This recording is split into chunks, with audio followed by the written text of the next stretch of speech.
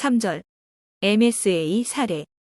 이번 절에서는 대표적인 사례인 넷플릭스 OSS를 통해서 MSA 구성을 살펴보도록 하겠습니다. OSS는 오픈소스 소프트웨어의 약자로 넷플릭스사에서는 심각한 서버 장애를 겪은 이후 클라우드 시스템으로 서버를 이전하기로 합니다. 이 과정에서 얻은 MSA 전환 기술 노하우와 문제 해결 방법을 공유하기 위한 오픈소스가 바로 넷플릭스 OSS입니다.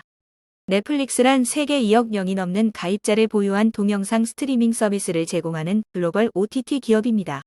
넷플릭스는 이렇게 많은 가입자를 상대로 고화질의 동영상 서비스를 안정적으로 제공하기 위해 많은 고민을 했습니다.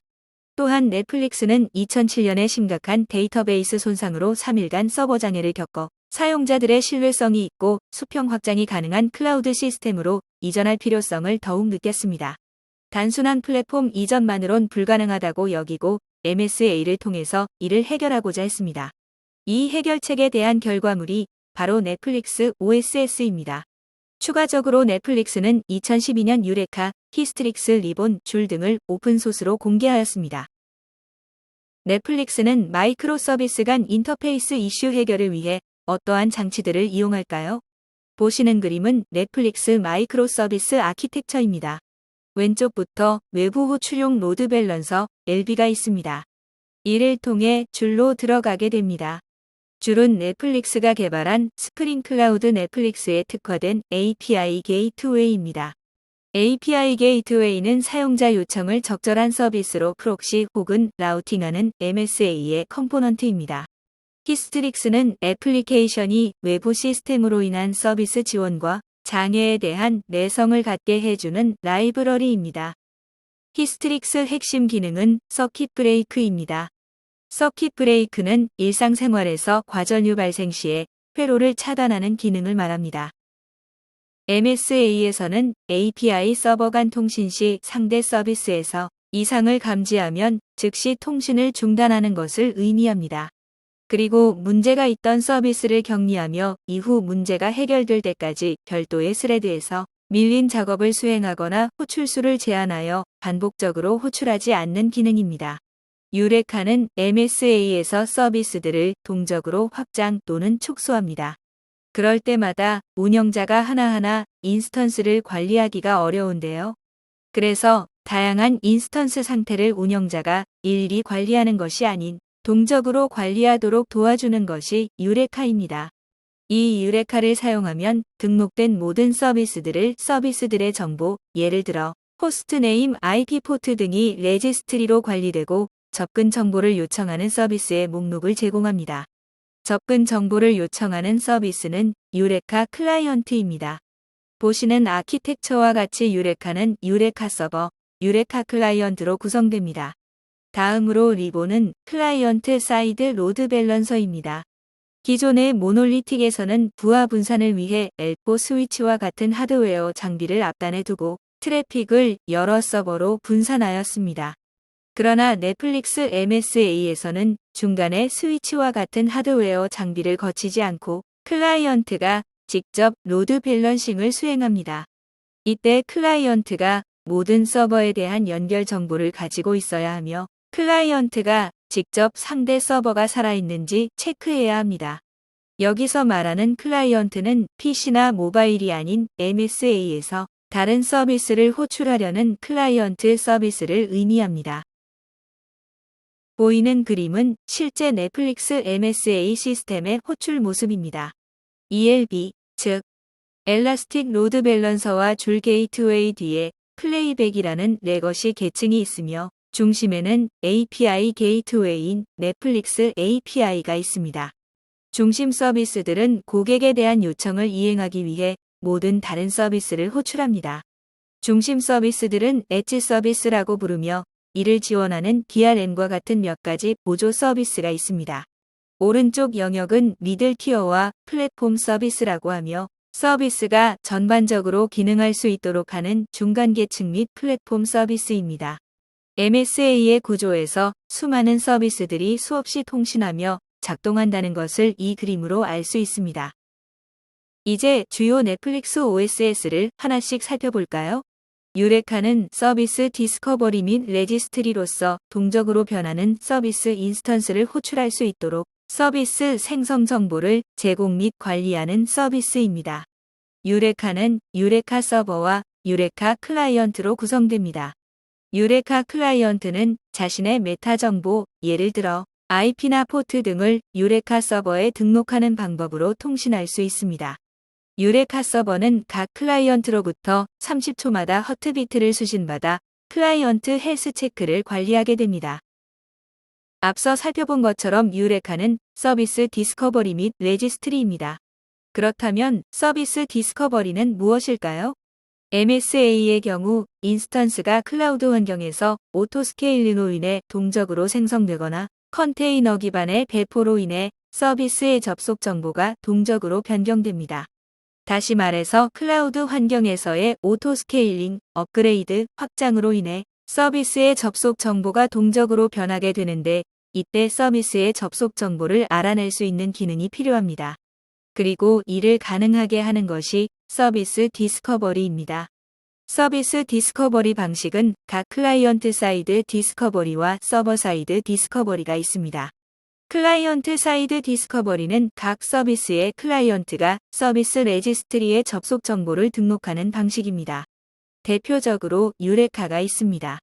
클라이언트가 사용 가능한 서비스들을 알기 때문에 개별로 로드 밸런싱 방법을 선택할 수 있습니다. 클라이언트와 서비스 레지스트리 간의 의존성이 발생하게 됩니다. 서버 사이드 디스커버리는 호출되는 서비스 앞에 로드 밸런서를 두는 방식입니다. 로드 밸런서로 서비스의 위치를 라우팅하게 됩니다. 대표적으로 AWS에 ELB가 있습니다. 각 서비스 디스커버리를 위한 클라이언트를 제거할 수 있으며 로드 밸런싱을 위한 컴포넌트가 배포되어 있어야 합니다. 다음으로 리본에 대해 알아보겠습니다. 리본은 클라이언트 사이드 로드 밸런서입니다. 여러 서버를 다양한 방식으로 부하 분산, 즉 로드 밸런싱하는 기능을 제공합니다. 로드 밸런서는 보통 L4 스위치와 같은 하드웨어 장비였지만 MSA에서는 소프트웨어적으로 구현된 리본을 사용합니다. 하드웨어 기반의 서버 사이드 로드 밸런서의 경우 유연성이 떨어지고 서버 목록의 추가 또한 수동으로 해야 합니다. 이러한 단점 때문에 MSA에서는 클라이언트 사이드 로드 밸런서가 사용됩니다. 또한 리본은 로드 밸런싱 기능 외에도 서비스 통합 검색과 내결 함성을 위한 기능들까지 제공합니다. 클라이언트 사이드 로드 밸런싱과 서버 사이드 로드 밸런싱의 차이에 대해 좀 더 자세히 알아볼까요? 클라이언트 사이드 로드 밸런싱은 하드웨어 장비를 이용하는 것이 아닌 클라이언트 프로그램을 통해 로드 밸런싱하는 방식으로 유연하게 확장이 가능하며 서버 목록을 자동으로 추가 및 삭제하는 것입니다.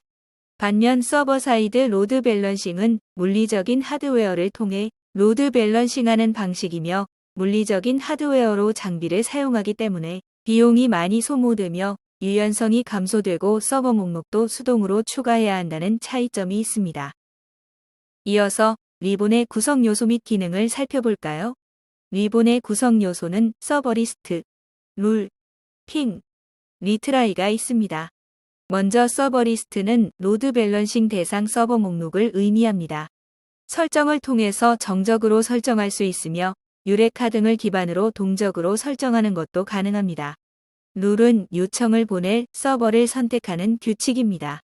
라운드 로빈은 한 서버씩 돌아가면서 전달하는 규칙이고 어베일러블 필터링은 에러가 많은 서버를 제외하는 규칙이며 웨이티드 리스폰스 타임은 서버별 응답 시간에 따라 확률을 조절하는 규칙입니다.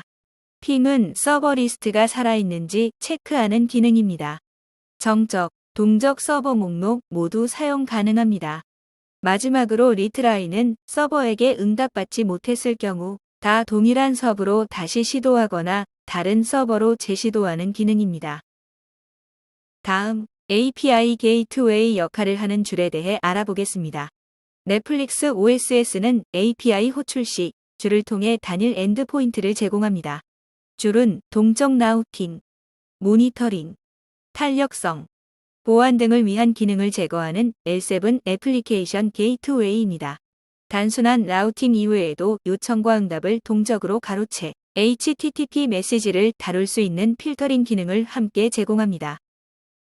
이 API 게이트웨이는 클라이언트와 서비스 사이에 위치하여 클라이언트로부터 받은 요청을 처리해줄 적절한 서비스로 라우팅하는 역할을 수행합니다. 결과적으로 클라이언트 입장에서는 MSA를 구성하는 여러 서비스들의 엔드포인트가 API 게이트웨이에 의해 단일화되기 때문에 클라이언트로부터 시스템의 복잡도를 숨기는 효과 또한 기대할 수 있습니다. 보이는 그림처럼 일반적으로 MSA에서 API 게이트웨이는 서비스 레지스트리와 함께 서버 사이드 디스커버리 패턴을 구현합니다.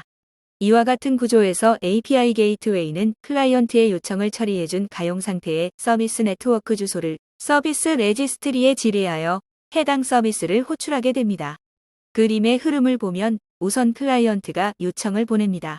클라이언트의 요청을 받은 API 게이트웨이는 해당 요청을 서비스로 구분합니다. 구분이 완료된 서비스의 위치를 찾기 위해서 서비스 디스커버리를 조회하여 목적지를 판단합니다. 목적지가 확인되면 해당 목적지의 서비스로 요청을 전달합니다. 일반적으로 API 게이트웨이에서 클라이언트의 인증과 권한도 검사합니다. 줄의 기능은 크게 6가지로 요약할 수 있습니다. 첫째, 인증 및 보안. 각 요청이 갖추어야 할 내용을 충족하지 못한 경우 해당 요청을 거부합니다. 둘째, 모니터링. 의미 있는 데이터 및 통계를 제공합니다. 셋째, 동적 라우팅 필요에 따라 요청을 다른 클러스터로 동적으로 라우팅합니다. 넷째, 스트레스 테스팅, 즉 부하 테스팅입니다.